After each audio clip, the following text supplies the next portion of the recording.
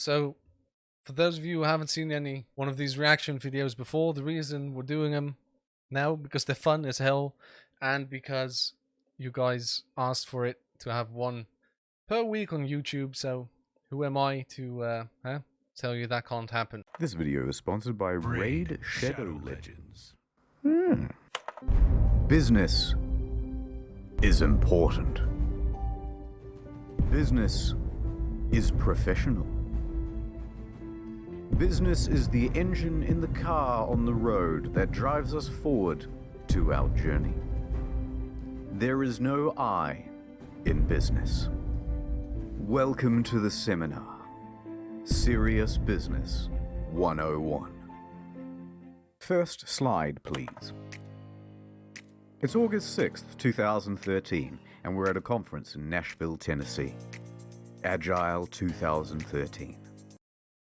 Okay, so this one's actually not about a game. Hell yeah. Diversify it. What's Agile? Well, it's blah, blah, blah, blah, blah, blah, blah. That bit's not terribly important. What? Okay. Sorry to already stop the video here.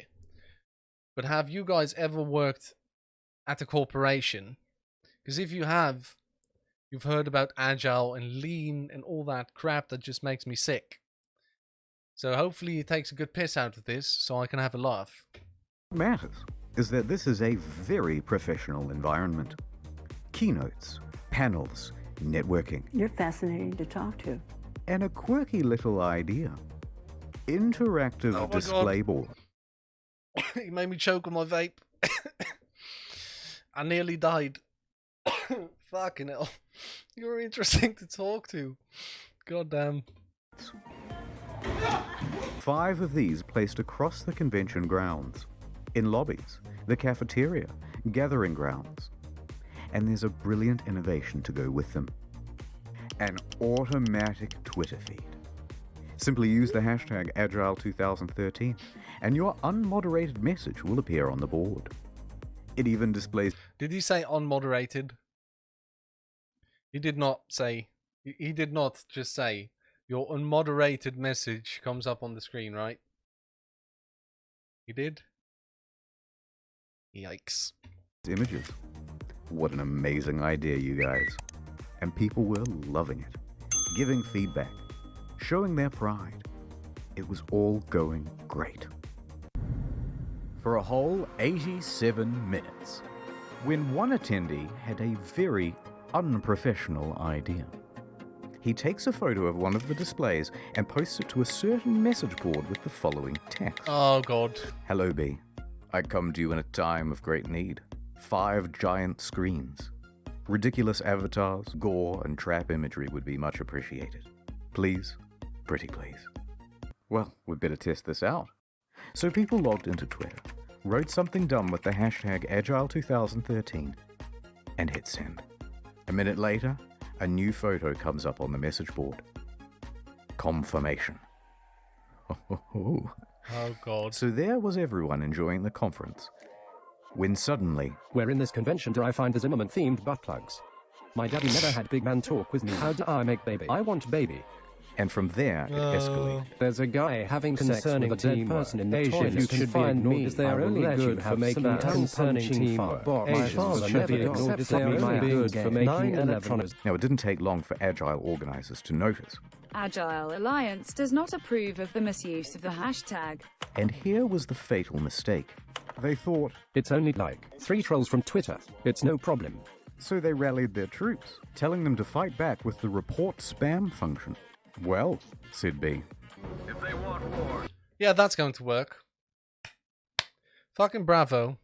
Why is it that every time we watch a video like this, like 1 minute in, you're already like, oh yeah, that's going to go well. That is actually the best idea I've heard all week. To have an unmoderated message board where fucking everyone's tweet can just go on. We'll give them war. And honestly, they took it too far. They started posting increasingly reprehensible stuff on the timeline, to the point where all of the other attendees were drowned out by a deluge of horrific images. Their reporting was slow and ineffective against people making alt accounts. So with each passing minute, they were losing more ground. A couple of Agile attendees stuck their heads up over the trenches and drew targeted fire. Looks like the feed is being spammed pretty badly. Maybe time to switch hashtags. I can't be the only one reporting all these people. Why doesn't Twitter make them go away? Lisa is giving free toss jobs at the main screens. Flailing round. I'm blocking and blocking. Lisa is giving free toss jobs. Mate. Why? Just fucking take the hashtag down. Just close the screens. Just fucking power button that shit. Like, anyone watching the stream right now would have fixed this within 2 minutes, and then Internet Historian wouldn't have a video to make. But no. Now let's have Lisa handle it by reporting people on Twitter. She looks like her name should be Karen anyway. But they keep coming up. Eventually, someone from B offered some useful advice. Have you tried getting the cyber police involved? How do I contact these cyber police? But tragically, the cyber police never came. Report them! Stop them! Cried one of the organizers. But it was no use. And soon he was targeted too, with his profile and personal pictures shopped into compromising positions. Oh god. Then those shops were, of course, posted back onto the Agile hashtag. Eventually, Agile had had enough. I can't do it. I can't take this shit. And they surrendered, disabling the Agile 2013 hashtag. Like they should have done right the first second they saw people were actually abusing this shit. And that was the end of it. Or was it? Because it turns out there was another functioning hashtag, Agile 2. And once B figured that out, they took to destroying that as well. And that really was the end of it. Or was it? Or was it? Because B found the host's website. They went straight to the source, uploading content directly to the displays. Oh, come on. And that really, really was the end. No, it's not. The next day, the only thing on the displays was this message. It was. We are working on shutting down the Eventifier site. We are reporting abusive accounts. We are also trying to find all other sources and shut them down as well. I'm sorry. And that was the tragedy that befell the Gaylord Ops. Very unprofessional, you guys. Slide 2, please. But first, airtime. Yes! Shadow yes. Man here with Raid Shadow Legends. Available now on iOS and Android. It's a totally free RPG PvP DVD for people with ADHD, but don't take my word for it. Here's someone from IGN. Look how many positive reviews it has. In fact, I bought another phone with my sponsorship money so I can dual-wield Raid Shallow Leaves. You guys not have phones? Yeah. Dozens of upgradable characters, fleshed out storyline with... Wait, I just realized this is my one opportunity to say bad stuff about Shroud. I've watched almost every one of his videos. He'll never hear it because he always skips my fucking ads. Wait. Red Shady Lemon. I was like Shroud. Oh, I feel guilty now. But don't take my word for it. Here's someone from Qualcomm. Mom, I've been playing for 2 days straight, and there's nothing you can do to stop me. Hey, wait, no, stop. Mom! Look at this one. I use this champion because she has a massive car. Are you playing a fucking console? Oh, Throw God. that in the trash, my dude. That's my dialysis machine. You're Fucking hell, did he... Okay, the guy who recommended me watching this because of the ad. You're a fucking legend. This is hilarious. phone is the only dialysis machine you need. Giant boss fights, PvP battles, almost 10 million players. Are you playing yet? Get it with the code in the description and get 50k silver and a free epic champion. What a twist! There's also big plans to update the game. Here's a roadmap for the next 6 months. Alright, get the game. I've been Shadow Man. Thank you. Dude, that's fucking hilarious. Right, where was I?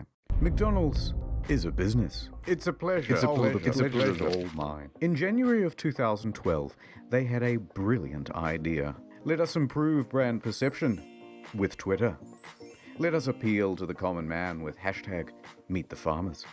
A campaign that informs them that our meat only comes from local, independent producers, and not from, as the papers report, orphanages. So they published this promo. And I don't think I've ever gone to work a day in my life. And success. Hell yeah, lads. Another win as usual. Oh. People were loving it.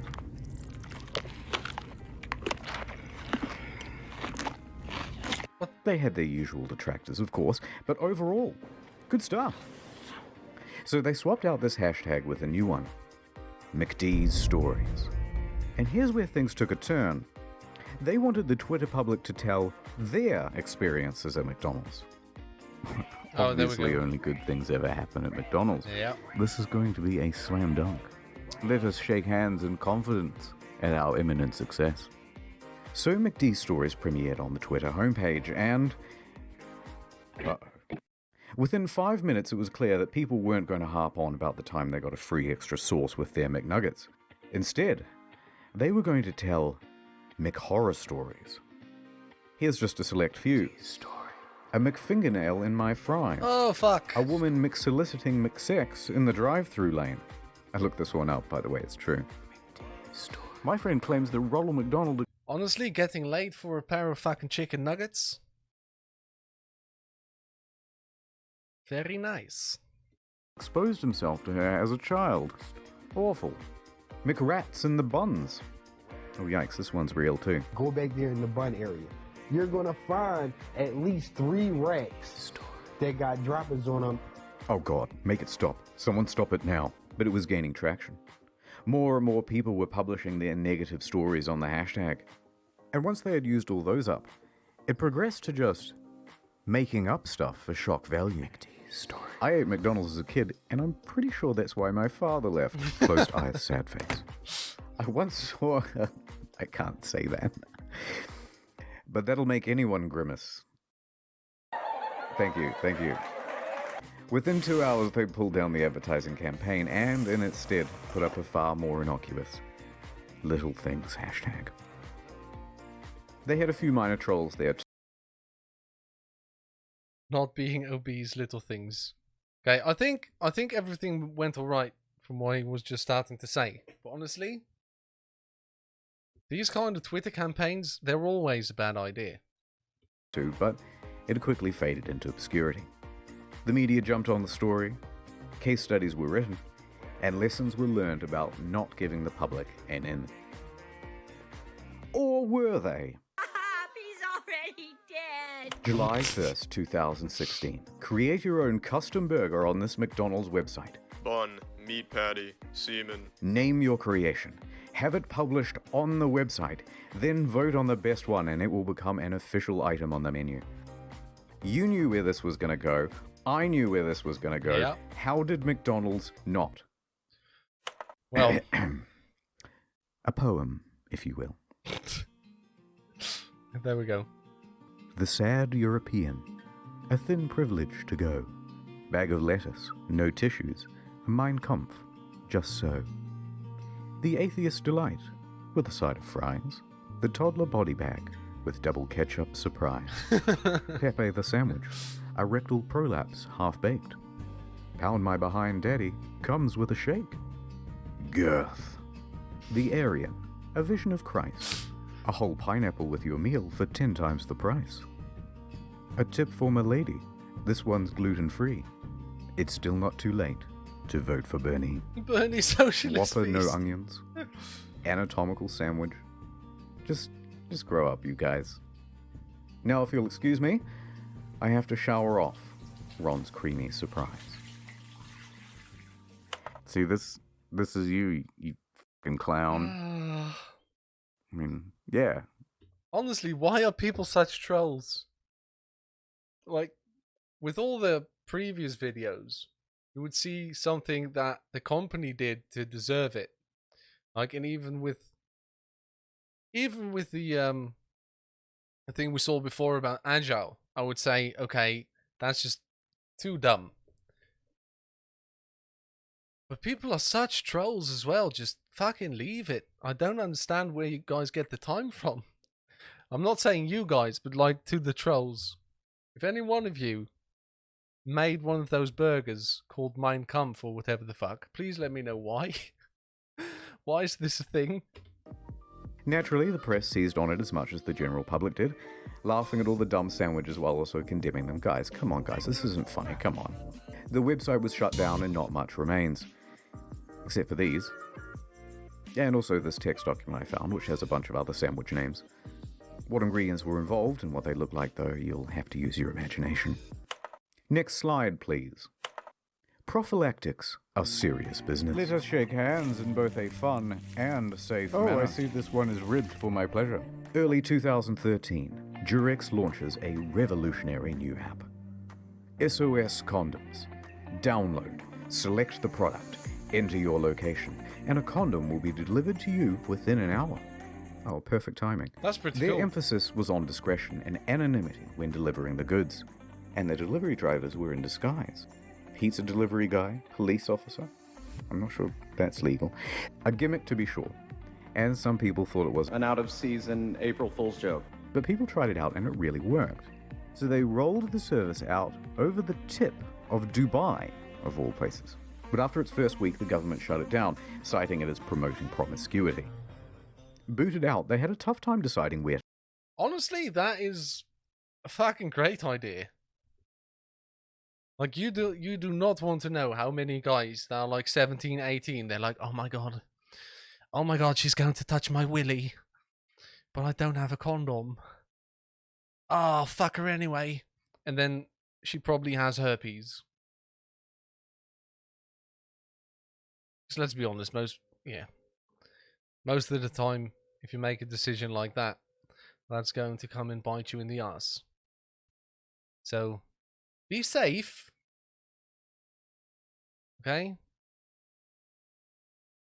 We have all these funny things we say in the Netherlands, like, bang voor een druppel, doe een Durex om je knuppel. Well, I can't translate that into English. But for all you Dutch guys, very nice. Launch next. Guys, let's let the audience decide with another online poll. Oh, for fuck's sake. So people jumped on the website and started voting. I will be voting for a Krispy Kreme donut place. Tens of thousands of votes were counted, with some of the major contenders being Paris, Singapore, Kuala Lumpur, and London. From South Africa to move away from this. But all of them were outshined, with the most votes counted for Batman, a small conservative Muslim city in Turkey. Let that be an object lesson in the dangers of tampering with the laws of Mother Nature. The internet rejoiced. Another marketing campaign to add to the KD ratio. President Erdogan was probably very happy with that one. A Facebook post went out from SOS Condoms congratulating Batman and to stay tuned for more to come. But there was no more to come, so to speak. The campaign was promptly stopped. SOS Condoms never opened in Batman. SOS Condoms never opened anywhere ever again. But that's a shame, see? Like, a city in... Because in a city like Amsterdam, I'm just thinking that would actually be a very good idea. Like, how is that not a good idea? I'm just trying to think what's the negative there, right? What's the downside? Probably the cost. Probably the cost if you have to order one. What would be the delivery cost? Or would you have to buy 12? I would never buy one. Because if she wants to do it again, you'll need another one. Like condoms are one of those things you can't reuse, you see? Don't reuse them. Okay? Don't do it. I don't think that's something that's worth it. It's one of those things. This is actually, if you ask me, it's not too bad of an idea. Like, what would it cost to have that delivered? Like a tenner. Like $10. You get laid. Would you do it? You dirty, dirty, disgusting thing. I don't have sex. I'm not married. They went silent for months. Everyone moved on. SOS Condoms deleted their account and slipped forever away into obscurity. Pizza is serious business. DiGiorno does frozen pizza, and they have a substantial social media presence. Domestic violence is bad. Bold statements only on this channel. Well, Twitter had a hashtag for National Domestic Violence Awareness Day. People were sharing their harrowing stories with the hashtag #WhyIStayed. These were all quite serious, and dealt with some delicate and sensitive issues. Oh, this is going to be good. Then here comes DiGiorno throwing on the accelerator, no fucks given, driving right through the front door. They had pizza. Ooh. What? That was a great tweet. I bet everyone is loving it. Fuck off. Did they really? That is bad. That is... Even I think that's bad. And I think you can joke about everything. Not that, though. Not like that. It depends on the joke. Precisely 0.1 seconds after they posted it, they must have realized it wasn't the wisest move. And they apologized, but the media got involved. So they kept apologizing. I'm sorry. They couldn't stop apologizing. Sorry. I'm sorry. They just... I promise you never again. I'm so sorry. It was terrible. I couldn't be more sorry. Please accept my deepest apologies. Relax. I understand. Naming your...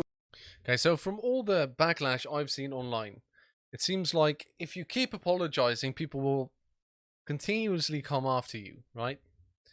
So let's say my only internet backlash I've ever had was when reacting to Internet Historian, and I fell for it too. Like people, because I skipped the ad because I don't like Raid Shadow Legends. And then people came after me for skipping the ad, and I get it. When they explained it, I was like, okay, yeah, you're right. If he actually puts in effort into these ads, then it's respectful to watch them, right? And it's hilarious, so I should. So that was my mistake. But people would keep going. You know, I even did a comment and I pinned it, like, guys, I didn't know. You're right. And if people continue then, if you keep apologizing, people will keep coming after you. Like, I don't understand why platforms, on these platforms, people don't just do one apology and then just leave it. Because you're not going to please the people that are going to keep coming after you when you've already said, okay, listen, I should have done something different. You're not going to please them anyway. Because they are just there to fucking vulture on your ass. So, my 2 cents, I guess. Baby is serious business. Put it to the internet, this Canadian couple said. Trust in the kindness and sensibility of strangers. It was Cthulhu Allspark.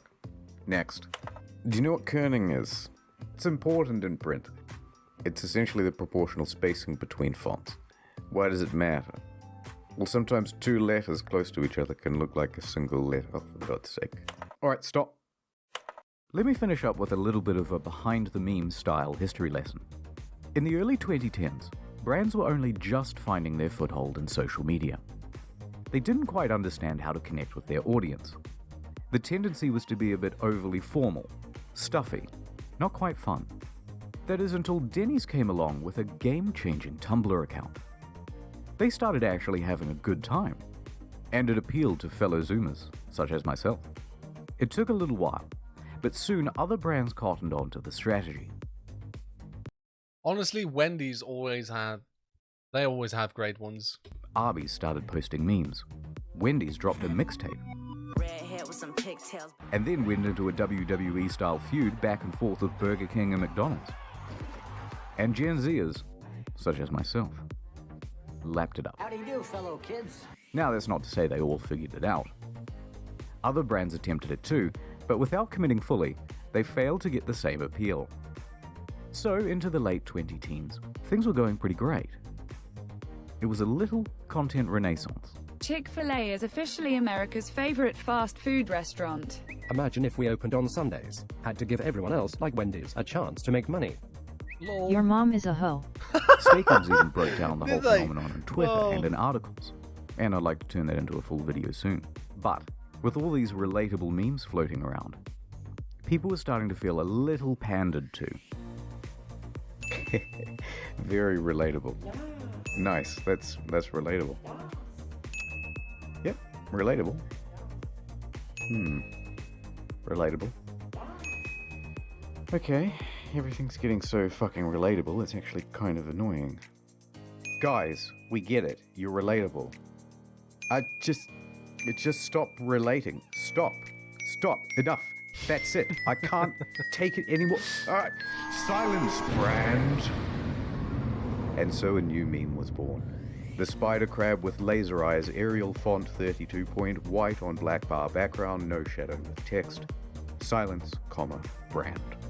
And it was a very powerful tool. Eminem's pushing something or other. Take that, Brand. Silence, Brand. Hey, fellow Gen Zers. Silence, Brand. And it became a long and enduring meme.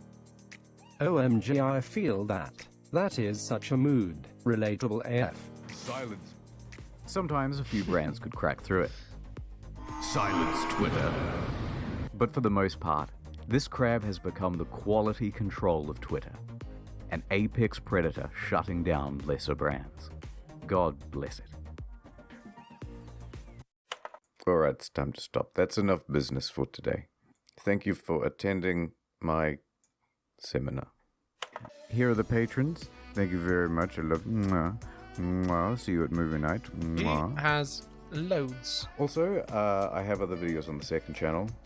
Sonic cried a little, and Tails put his hand under his face to catch the tears. No. The chef should have dipped some on his finger and then insisted that the host... And also, Shadow Raid Legions on the Nintendo GameCube. It's actually really fun to play while you're watching telly and doing stuff. Use the link. Honestly, that was hilarious again. But this one was a little bit more on a serious note. No video games.